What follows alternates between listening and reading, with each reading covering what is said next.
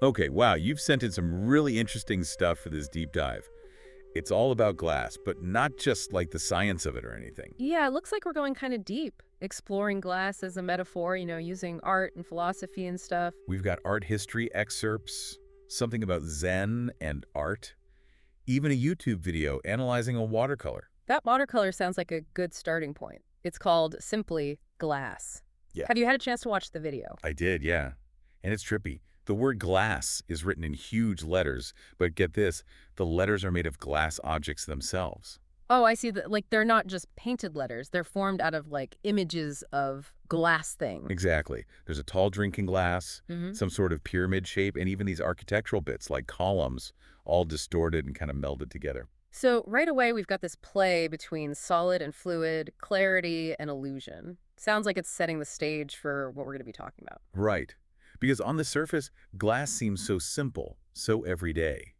But the more you think about it, the more complex it gets. Okay, so we're jumping into the deep end here with how we perceive things. Like, is there even such a thing as a fixed, solid reality, or is it all just like a matter of how we see it? And that takes us straight to one of their sources, a book called Glass, Venetian Artistry and Light.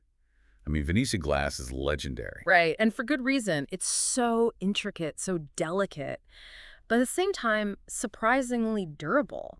The book talks about how it's been made for centuries, using these incredibly skilled techniques. It's like, whoa, think about that. A material that's both fragile and strong. That's going to be a metaphor for something, right? Totally. Yeah. It's kind of like how we humans are always striving for permanence, for stability, even though, life is full of change and impermanence. Oh, I like that connection. And speaking of impermanence, we've also got a book review of Zen and the Art of Enlightenment. Yeah, and this review really got me thinking about how art movements throughout history have reflected shifts in, like, philosophical thought.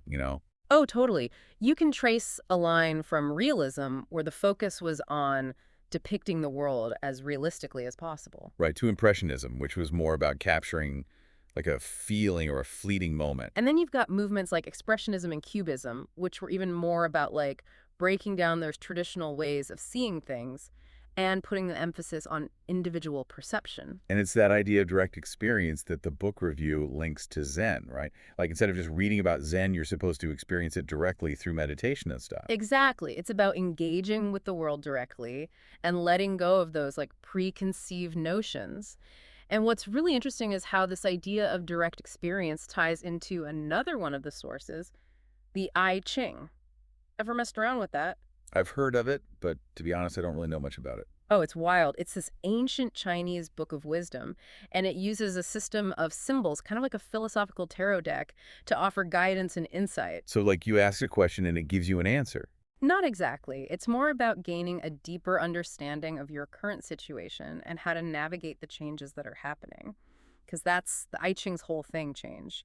How everything is interconnected and always in flux. Okay, I'm starting to see how this might tie back to the glass watercolor and that idea of direct experience. Yeah, the YouTube video makes this point that the painting is like packed with symbols pointing to this whole idea of multiple truths and shifting perspectives. Like that half-filled glass, right? It's like a classic Zen koan, isn't it? Mhm. Is the glass half empty or half full? Right. But the whole point is it's not about picking a side. It's about recognizing that our perception of the glass is what changes, not the glass itself. Whoa, I never thought of it that way. Mm. It's like maybe we're often stuck seeing things in a super limited way, just based on our own preconceived notions. And that's what the I Ching is all about, recognizing that there are always multiple perspectives and that, like, how we understand a situation is always evolving. Okay, my mind is officially blown.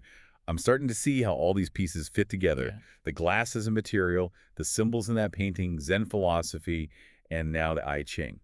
It's like they're all pointing to this idea that reality is way more fluid and multifaceted than we usually think. And that our perceptions, they play a huge role in shaping our experience of that reality.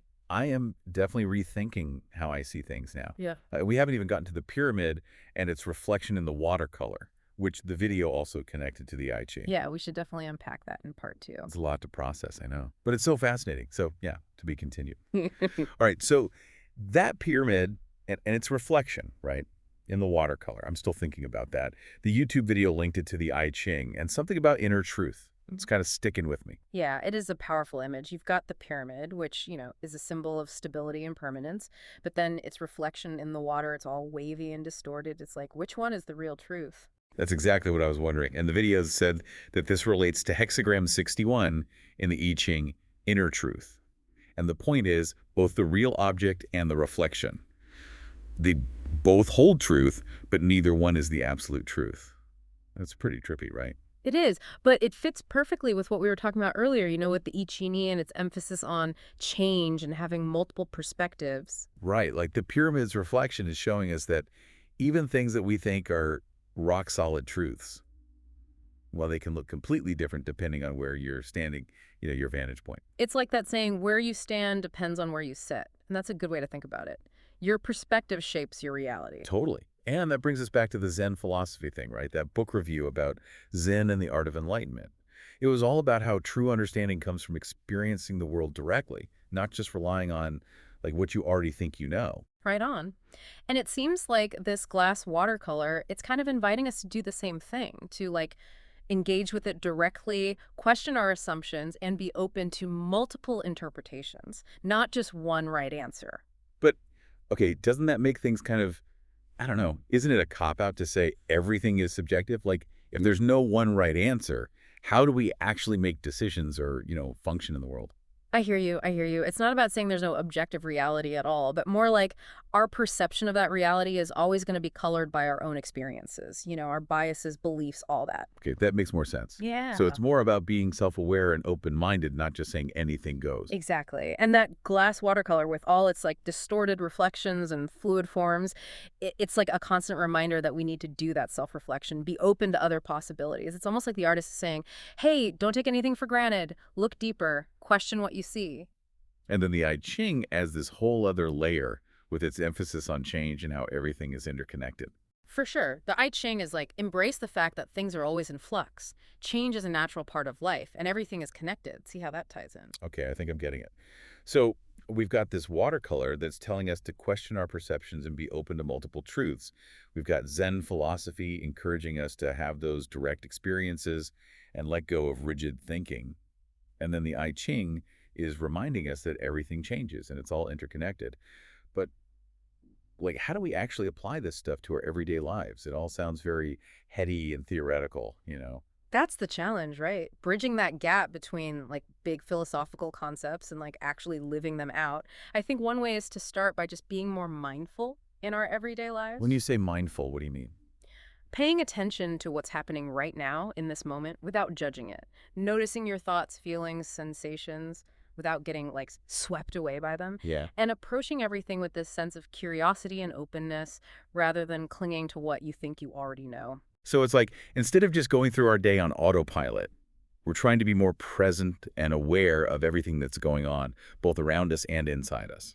Yeah, exactly. And that kind of mindfulness, it can help us see things from those different perspectives, question what we think we know, and just be more open to new possibilities. It's like, putting on a new pair of glasses that show you the world in a whole new light. I like that analogy. It makes me think of how the YouTube video talked about those architectural elements in the glass watercolor. Mhm. It said there were these classical columns and arches that were kind of merging with the glass objects. What do you think the artist was trying to say with that?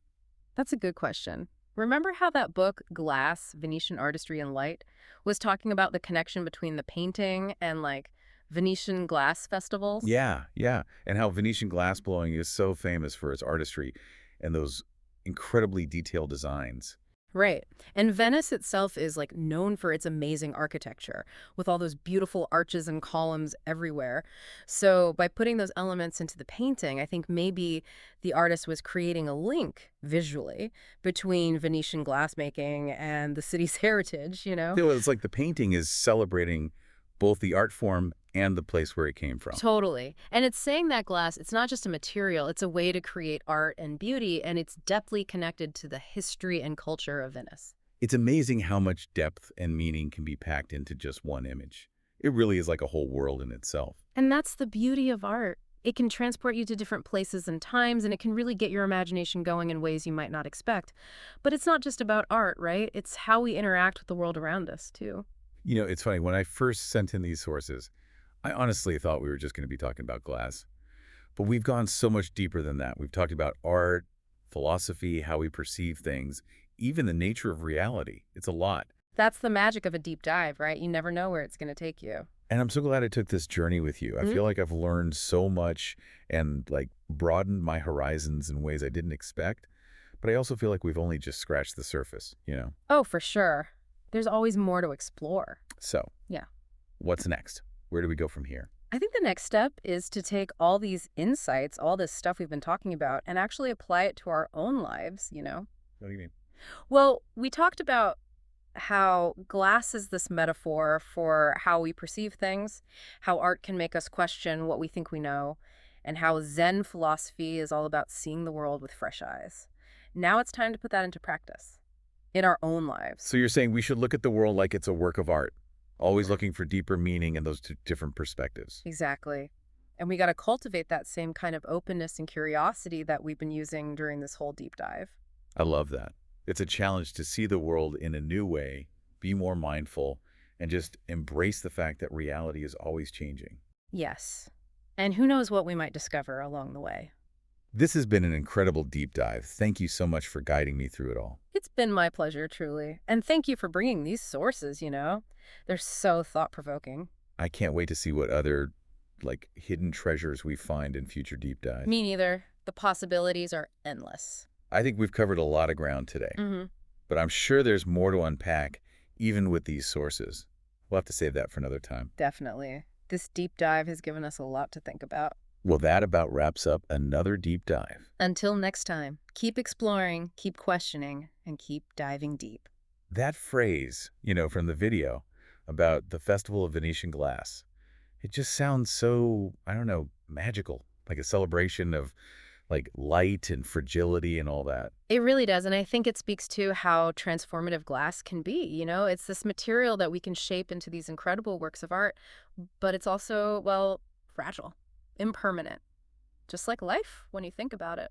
Wow. Yeah, that's a really beautiful way to put it. Like the glass is this reminder that nothing lasts forever and that change is the only thing we can really count on. Exactly. And those Venetian glass festivals, like the book was describing, it seems like they're celebrating that impermanence. Like, hey, appreciate the beauty of this moment, the fragility of it all, because it's not going to last. That's such an important message, Yeah. especially these days. Everything feels so fast-paced, so disposable. It's hard to even remember what really matters when you're constantly bombarded with like information and distractions and stuff. I agree. And that's where I think art and philosophy can really help. They give us a chance to slow down, reflect and connect with something deeper, within ourselves even. So maybe the takeaway from this whole deep dive isn't just about glass or art or even Zen. Maybe it's about finding those moments of stillness in our lives, like actually appreciating that things don't last forever and being okay with the fact that reality is always changing. I think you've got it. It's like that Venetian glass, strong but delicate. This whole journey through these sources, it's showing us that balance is key. This deep dive has really been something else. I feel like I'm seeing the world and myself in a whole new way. Me too. It's been a real journey of discovery, and I'm glad we got to do it together. And with our listener, of course. Thanks for sending us down this rabbit hole. It's been amazing. Absolutely. It just goes to show even the simplest things, like a piece of glass, can have so much meaning if we just take the time to, really look at them. So, yeah, next time you see something as ordinary as a glass, just take a second. Really see it. The transparency, how fragile it is, how it can reflect things, distort them. You might be surprised by what you notice. And hey, you never know, it might spark a deep dive of your own. Until next time, happy diving, everyone.